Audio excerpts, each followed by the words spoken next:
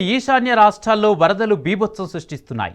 అసోంలో Brahmaputra, Barack సహా 15కు పైగా చిన్న పెద్ద నదులు ప్రమాదకర స్థాయిని మించి ప్రవహిస్తున్నాయి. దాంతో పలు రాష్ట్రాలు వరద గుప్పిట్లో ఉన్నాయి. దాదాపు 7 లక్షల మంది జనం ప్రభావిత అయ్యారు. అయితే వర్షాలకు పెద్ద ఎత్తున ఇండ్లు ధ్వంసమయ్యాయి. వేలాది మంది ప్రజలు సహాయక శిబిరాల్లో ఆశ్రయం పొందుతున్నారు.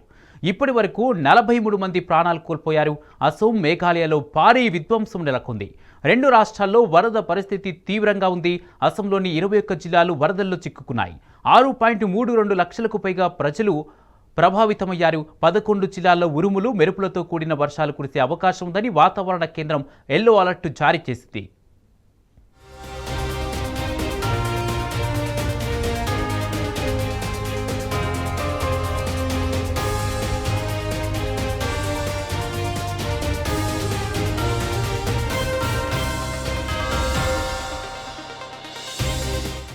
నైరుతి రుతుపవనాల ప్రభావంతో పలుచోట్ల భారీ వర్షాలు కురుస్తున్నాయి.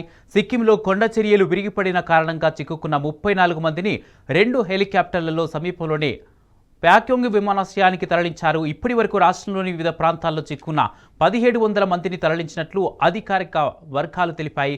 ఇక సిక్కింలోని లాచెన్ నగరంలోని చథేన్ వద్ద ఉన్న ఆర్మీ క్యాంపుపై కొండ చర్యలు విరిగిపడగా 6 సైనికులు గల్లంతయ్యారు. వారి కోసం గాలింపు ముమ్మరం చేశారు.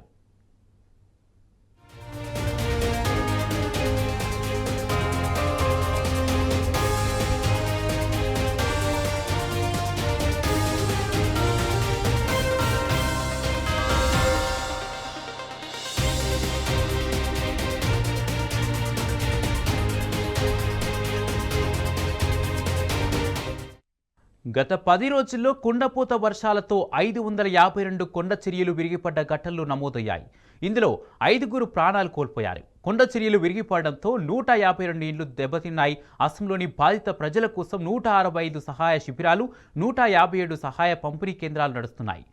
31,212 మంది సహాయ శిబిరాల్లో ఆశ్రయం పొందుతున్నారు.